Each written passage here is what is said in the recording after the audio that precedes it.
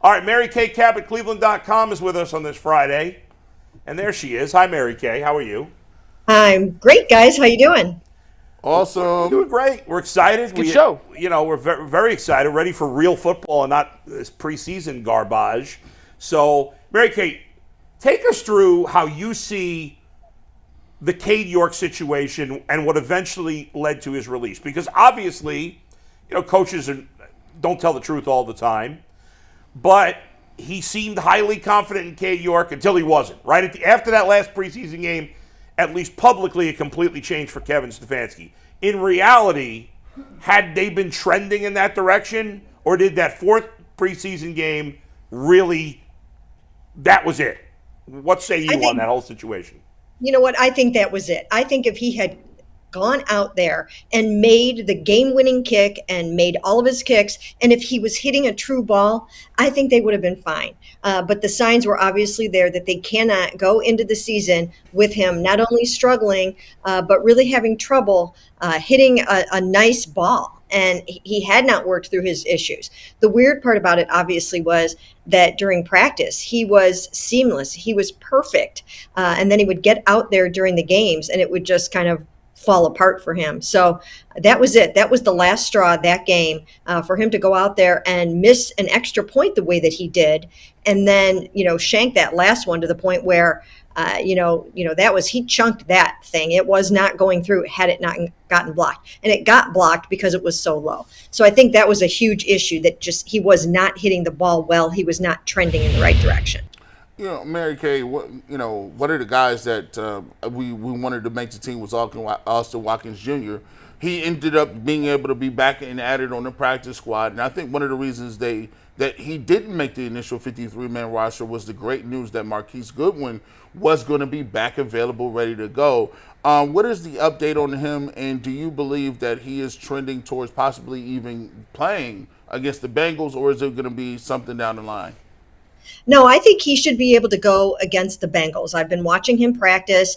He looks good. Now, we're only allowed now to watch stretching and individual drills, but he's out there, running go routes and, things like that, that should enable him to get out there and play against the Bengals. And he doesn't have to play every single down on offense. That's really not how it was ever supposed to go anyways. He's a role player. He's going to go out there, Marquise is, and he's going to, at key moments, be able to stretch that defense and get behind that defense and utilize Deshaun Watson's big, strong arm and try to hit a couple of big plays. So it's actually perfect timing for everyone.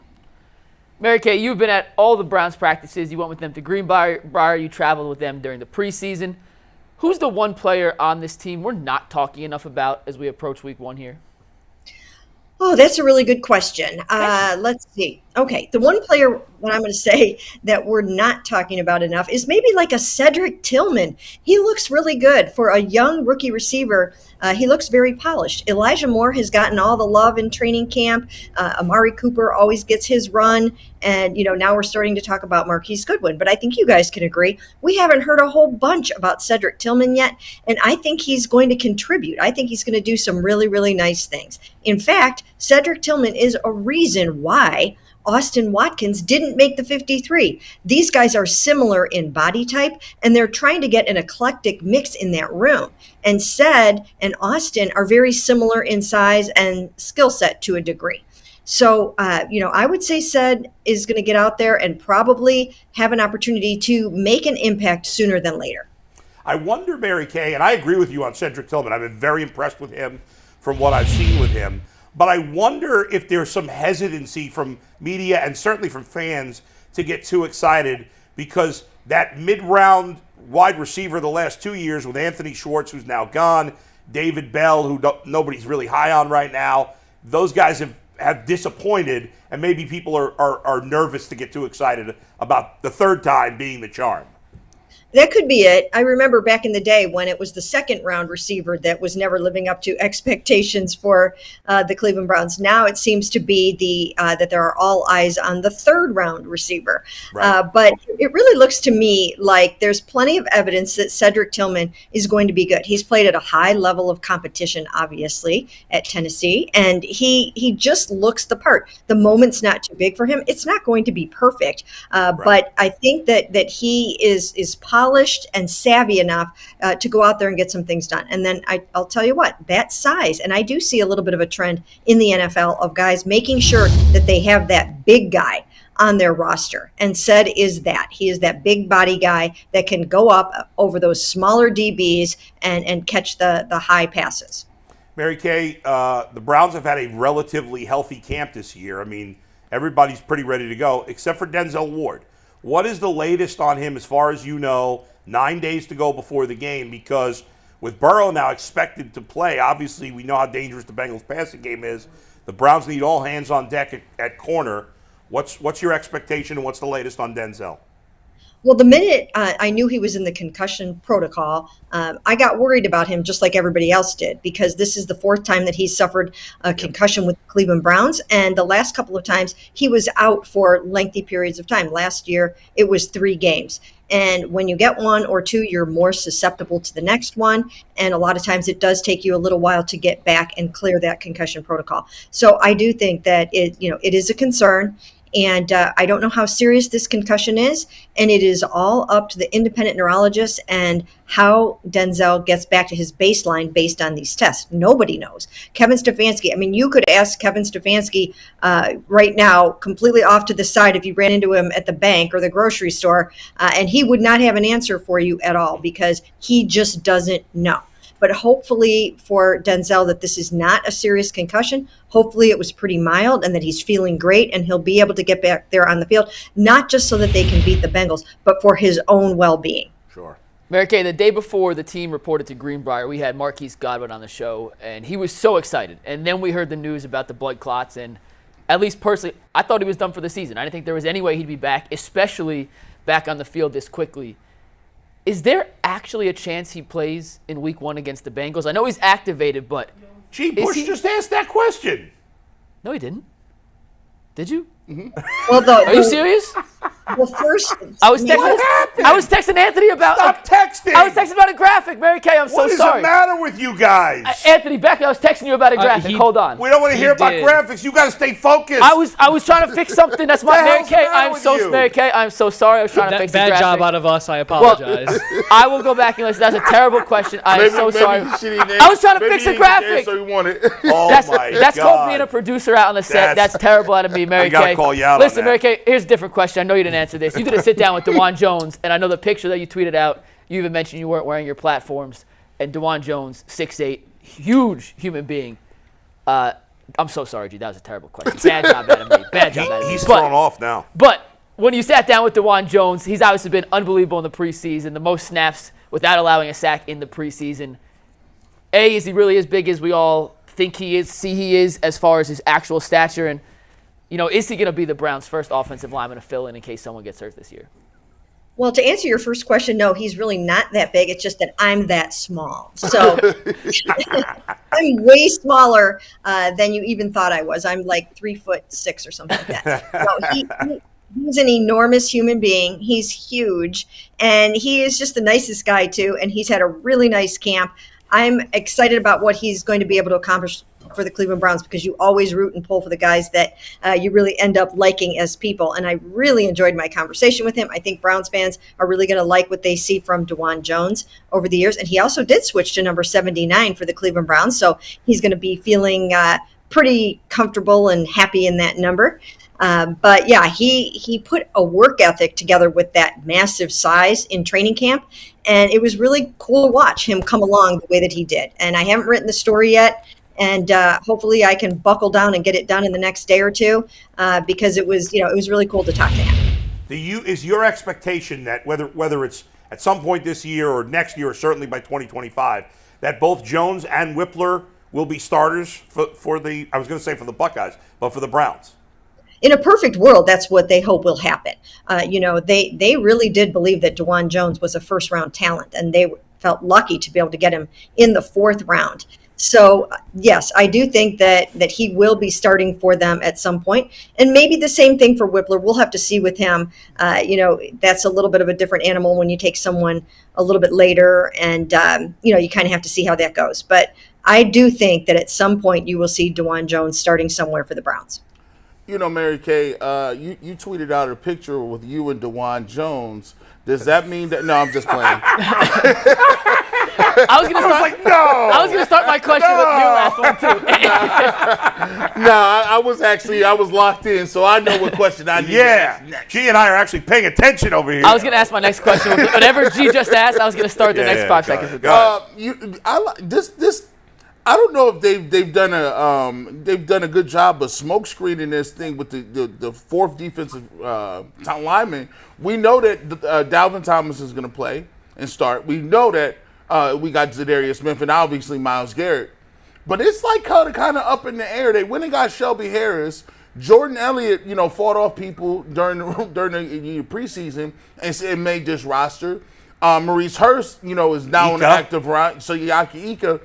Out of those guys, who do you think is going to be in that starting rotation come the first snap against the Bengals? Well, they have some options, and it depends on what kind of front they decide to run against the Bengals when they first come out at Cleveland Browns Stadium on September 10th. They have all kinds of different options. They can put 5 down linemen out there. They can put 4 out there. They can do a number of different things. And if they want to get their best, 4 out there, maybe you go Myles, Za'Darius, Dalvin, and Obo. But there are so many different ways that you can go about it. And as you mentioned, there are some good defensive tackles that have been doing a nice job for them. Jordan Elliott can get out there. Shelby Harris, who is a very experienced veteran, can be out there depending on how he's getting up to speed. So again, we're not allowed to watch practice anymore to the point where we know exactly who is in a starting lineup. But even if we were watching every single minute of practice, we would not know what Jim Schwartz is going to have up his sleeve to throw at the Bengals in that first game. I just will say that there's versatility on that line. Za'Darius can start at end. He can start on the inside. And a number of other guys are in that same boat. So, you can be prepared for pretty much anything. We got the news earlier this week that Joe Burrow, he put it on Instagram that he's back. He's going to play against Cleveland. We asked the guys on the show the day after it happened, would you rather play Joe Burrow in week 1 or have him sit out and potentially have an easier win versus the Bengals? But the consensus was we want the Browns want the smoke. If they're going to beat the Bengals, you want to beat Joe Burrow. Do you think the players in that locker room have the same feeling that if they're going to play Cincinnati, especially here in Cleveland, they want to beat the guy who they know has owned the division the last 2 years? Oh, absolutely, 100%. This is a confident Cleveland Browns team. They're so excited about their defense. They're excited about Jim Schwartz. They're excited to unleash the dogs and get them rolling forward. And of course, it would take a little bit of the wind out of the sails if they happen to beat a Bengals team without Joe Burrow. Everybody would say, oh, well, Joe didn't play. That's not what they want. They want to beat the best. They want to beat one of the best quarterbacks in the NFL. And, that's how they hope it goes. And, hopefully for Joe and for the Browns that he's nice and healthy and not going out there and putting himself at any kind of risk, because nobody wants that. And it should be a wild ride. Mary Kay, the Browns announced their captains yesterday. Not surprisingly, Deshaun Watson is a captain this year. Obviously, some people are going to have beef with that. I certainly don't at this point. Do you think the team thought about that at all? And is it a big deal that Nick Chubb is not a captain? I'm guessing he doesn't care. No, he probably doesn't care. He's had his opportunity to do it. And I think it is significant that Deshaun was voted a captain. Yeah. And, for other teams, it wouldn't be as significant, obviously, because a quarterback is going to be your natural leader of the offense. But for Deshaun, he missed those 11 games. He still has a lot to prove. And, he really needs to get out there and show that he is everything everybody needs and wants him to be. But he spent a lot of time this offseason bringing the guys together, hosting passing camps in Puerto Rico, Miami, Houston, other places. And he really has demonstrated that leadership, that galvanizing a team and bringing guys together. He's very good at that.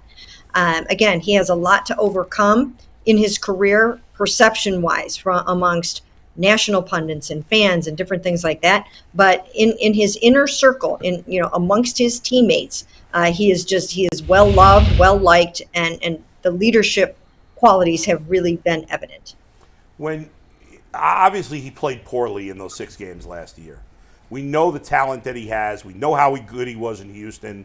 Are you I don't think we know enough from the preseason. How, as someone who does cover the team as much as you do, Mary Kay, how confident are you that he will get back to being the player he was in Houston or somewhere close to that, as opposed to the player we saw for the last 6 games last year who didn't look anything like that?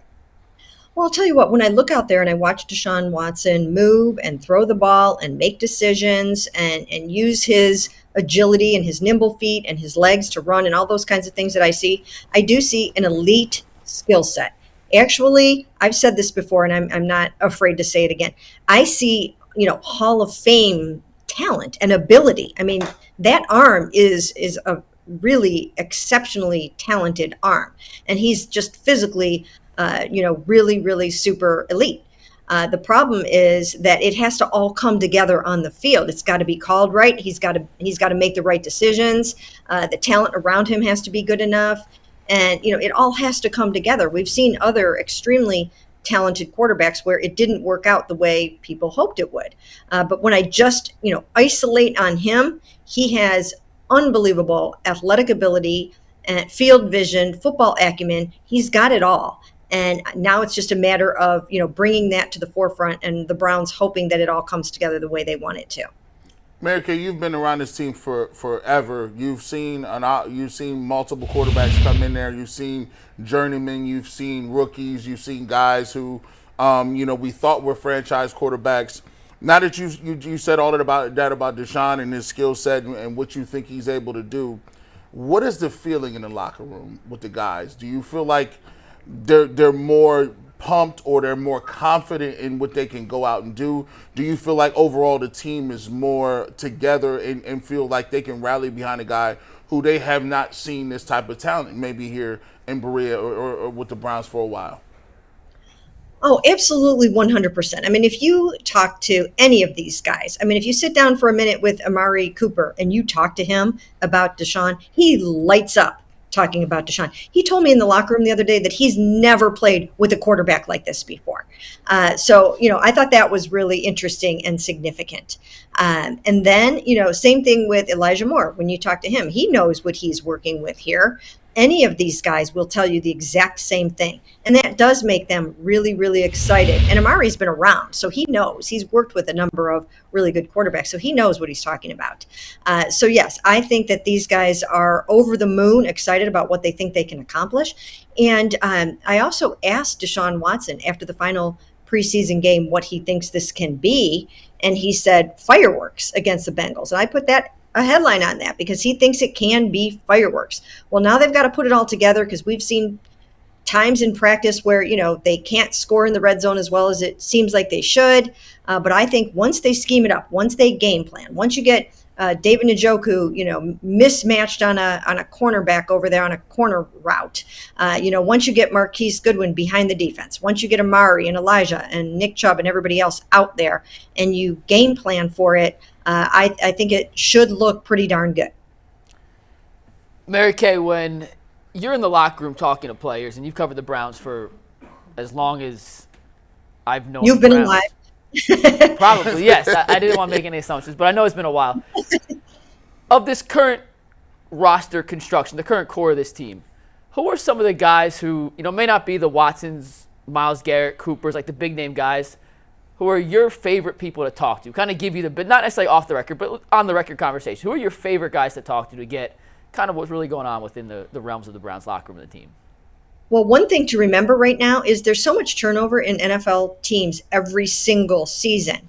So, there are 24 new players on this 53-man roster. So every year, you have to say goodbye to, players that you may have developed a decent working relationship with, somebody that you really enjoy talking to in the locker room. Like over the years, I loved talking to Odell Beckham Jr.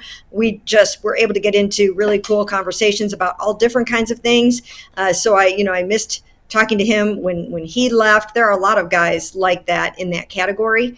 Of course, Joe Thomas was one of the best guys ever to talk to and deal with. Now Joel Bitonio plays that role of somebody that you can, really kind of have be the face and voice of the team, and will just kind of talk to you about anything. But there are a lot of cool guys on this team. Right now, Dorian Thompson-Robinson is very fun to talk to. Amari Cooper, he's so cerebral and smart. He's cool to talk to. Again, I mentioned Cedric Tillman earlier. So some of the young guys that they brought in are really, really neat. And then you've got, of course, guys that have been around for a while, like a Greg Newsome. He's awesome. He understands the role of the media and the jobs that we're trying to do out there. Juan Thornhill is somebody that has just come in, and he brings a new energy, and he's amazing to talk to. I mentioned earlier Dawand Jones. I think people are going to really, really like him once they get to know him. And my goal, as it is every year, is to try to let you guys get to know these people a little bit better. And real quick, Mary Kay, you mentioned DTR. A couple weeks, or I guess it was last week now, the Browns traded Josh Dobbs to Arizona. It had seemed that they were very comfortable with Dobbs being QB2 entering the season. Was that legitimately just a situation of Arizona calling, making an offer they couldn't refuse, and just like that, them being comfortable with DTR and moving on from Dobbs? There was no actual plan before that phone call came in that Dobbs would not be a member of this 53-man roster, right? Like, there's no way that could actually have been the way they had it planned out. No, not at all. You're correct about that. That absolutely 100% came out of the blue. And I think they had determined by that point that DTR probably would end up as the number 2 at some point this season anyways, and they got something of value for Joshua Dobbs, something that they felt that they could turn into something, because they do a very nice job usually with their 5th-round picks and with their 6th-round picks. So they felt that, why not go ahead and do this now? And give DTR a chance to be that number 2. He's one play away. They know it's a risk. It's obviously a risk. I mean, if Deshaun Watson gets hurt in this game, think about this for a minute. You probably don't want to think about this. But DTR would be going into Pittsburgh to play on Monday Night Football against TJ Watt, Cam Hayward, and company. So let's hope not. That would be a tall order. Yeah. Nobody hopes that happens, but they saw enough in DTR that they felt like they were comfortable making that trade. Mary Kay, I just want to wrap it up with, there's so much positivity around the team right now, deservedly so. There's a lot of things we're excited about. I just wanted your take on a couple of things that had me a little nervous about the team. Obviously, linebacker, the position fell apart last year. There were a ton of injuries. And there's no proven guys. And Anthony Walker's fine, but JOK is a huge question mark. Taki coming back from the injury. The depth chart at running back behind Nick Chubb has me concerned right now, especially with Ford missing a lot of time due to injury. And then the kicker, and what kind of leash Dustin Hopkins has, is this might be a thing where we might see rotating kickers all year. What do you think about those 3 situations? Well, we'll start with the linebacker position. I think they have what they need to get the job done as long as these guys can go out there and stay healthy. They have been so snake bitten from an injury point at the linebacker position to the point where even poor Jordan Konashik just got hurt and is going and went on IR with a knee injury. And, he's been their consistent sort of rock at linebacker this whole entire preseason. He's really come on strong and done a nice job. So they really have to hope that Sione and Anthony Walker are really ready to go and that they can stay out there and that they can, get the job done consistently. Sione Taki is one of their best tacklers, one of their best linebackers against the run. So they should be okay there. I keep hearing from everyone that JOK is a natural fit for this Jim Schwartz defense and that he should shine and flourish in this scheme. So let's see how that goes. They've got a number of other guys there, that are kind of coming up through the pipeline and that should be pretty good. Some young guys that will start out on special teams and try to make their mark there. I think they'll be okay. We'll have to see how that goes. And then we'll move over to kicker. The thing that I asked Kevin Stefanski about yesterday and is a little bit of a concern at kicker, in addition to the fact that he's got to get up to speed so quickly here with the snap hold sequence and all of that, is the fact that he is only 15 of 30 from 50 plus. And, in the event that you need to go out there and you need to try to win that game in Cleveland Browns Stadium on Sunday, September 10th, and he's got to kick a 52-yarder to get it done, that's not his forte. So, he's going to have to find it within himself to make those big kicks. And if that becomes an issue, then you're right. Maybe they will continue to look around. I will add that they did try to re-sign Cade York to the practice squad. I got a little pushback on a show yesterday about that, but they did. They tried to add Cade York back. He opted for greener pastures. And then the running back, Mary real quick. Kay, before you do, sorry to cut you off, before you do running back, I just wanted one other thing on kicker. Why did they not, do you have any idea, I don't know if you asked this, but like what's Robbie Gould, I know he's 38, but the guy was 8 for 8 in the playoffs last year. He's never missed a kick in the postseason. Why is it that the Browns didn't go after him? Do we have any idea? I don't really know the answer to that. Okay. I don't really know why they did not do Fair that. enough. For whatever reason, they felt Dustin Hopkins was their best option right now. And I would have to dig into that a little bit more to find out the definitive answer on that. We actually did ask Catherine Raich, the assistant general manager, that yesterday when we had her at the stadium, but we didn't get any, sort of secret reason why that went down the way it did. But hopefully for them, that Dustin will come through for them at whatever distance he needs to. As far as running back is concerned, I've said this, I've been writing this for a couple of weeks, that right now Nick Chubb is their only sure thing at running back. And he is supposed to get more involved on third down and catching passes out of the backfield and doing all those kinds of things. But you cannot have him on the field for every single play. You have to give him, you have to spell him every once in a while. And you don't necessarily want him, having to pick up blitzes all the time and doing some of those things that you have to do on third down. So hopefully for them and for him that Jerome Ford is ready to come through, but he missed most of practice. Didn't get an opportunity to prove that he can do all the things that they want him to do. Now they've got Pierre Strong Jr. trying to get up to speed, but that's going to be he's got to be a quick study to be able to do what he's going to need to be able to do. And then Jerome also will be returning kicks. So, I do think it's something to Mary Kay, you're the best. We really appreciate you coming on. Thank you, Mary Kay. Thank you for taking the time. Sure. Thank you, guys. Bye, Mary Kay. She does obviously an amazing job covering the Browns. Great insight from her. By the way, She'll be joining us every week. right? the way. Oh, I should have said that earlier. Every week for the rest of football season, Mary Kay will be on with us. What day is she going to be on during the Thursdays. season? Every Thursday. Mary Kay has great coup for us to have her on every week.